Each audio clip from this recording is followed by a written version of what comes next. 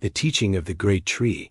As he walked deeper into the valley, reflecting on the vision, he stumbled upon a great tree, its branches heavy with life-giving fruit, its roots deep and strong.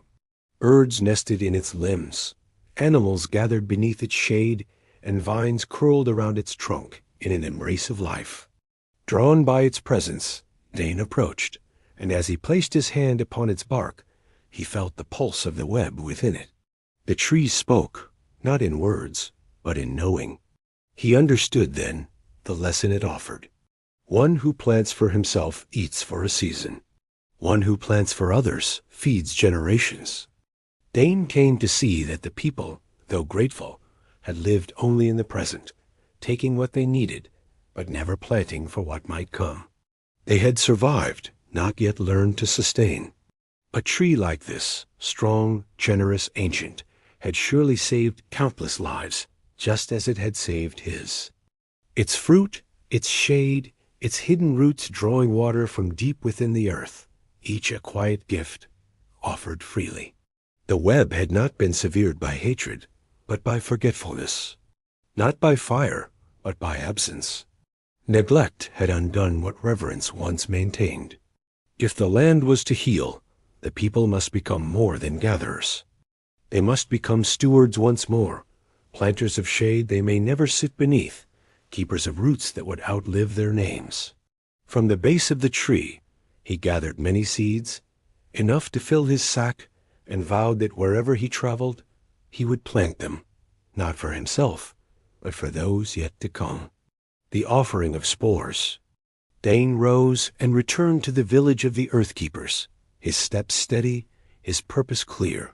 Before the great elders, he recounted his vision. Silence fell over them as they listened, for they understood now the simplicity of the lesson and the foolishness of not already tending the earth. An elder named Gendia spoke. You have been called, but an Earthkeeper does not walk alone. The web is strong because it is woven together. Will you bind yourself to the mycelium, to the land, to those who will come after you? I will, Dain vowed. Gendia placed a bowl of sacred spores in his hands and led him to the roots of an ancient baobab. There he knelt, pressing the spores into the earth, whispering the ancient words. As the roots spread, so shall wisdom. As the spores bloom, so shall balance.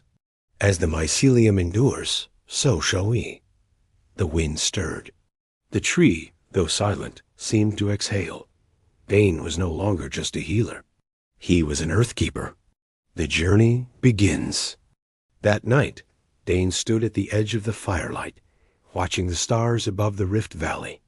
The world had not yet fallen into ruin, but the vision had shown him that the path of forgetting had already begun.